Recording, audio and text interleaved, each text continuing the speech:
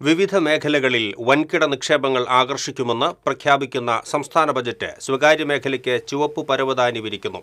അതേസമയം വിസ്മയങ്ങൾ പ്രതീക്ഷിച്ചിരുന്നവരെ നിരാശരാക്കുകയും ചെയ്തു.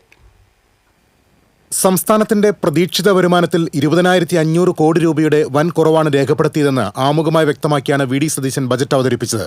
സാമ്പത്തിക പ്രതിസന്ധി പരിഹരിക്കുന്നതിന് സംസ്ഥാന സമ്പദ് വ്യവസ്ഥയെ ഉത്തേജിപ്പിക്കുകയാണ് ലക്ഷ്യമെന്നും ബജറ്റ് പ്രഖ്യാപിക്കുന്നു.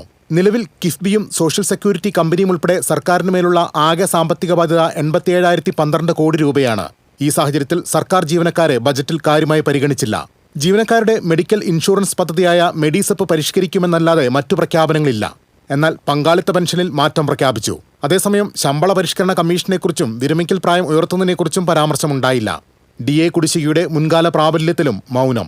സ്വകാര്യ ബസ്സുകൾക്ക് 50% നികുതി ഇളവ് പ്രഖ്യാപിച്ചെങ്കിലും ഉടമകൾ തൃപ്തരല്ല. അതേസമയം 10 ലക്ഷം രൂപ വരെ വിലയുള്ള ഇലക്ട്രിക് വാഹനങ്ങൾക്ക് നിലവിലെ 5% റോഡ് നികുതി 3% കുറച്ചു.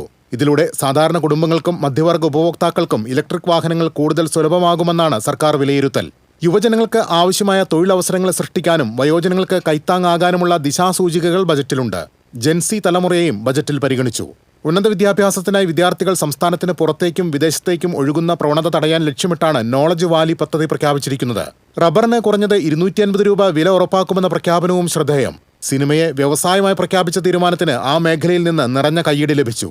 ചുരുക്കത്തിൽ വ്യവസായ വിദ്യാഭ്യാസ വിപ്ലവത്തിന്റെ കാഹളം മുഴക്കുന്ന ബജറ്റ് കടുത്ത സാമ്പത്തിക പ്രതിസന്ധിയിൽ പ്രായോഗിക തലത്തിലേക്ക് കൊണ്ടുവരികയാണ് വി ഡി സതീശൻ സർക്കാരിന് മുന്നിലുള്ള വെല്ലുവിളി.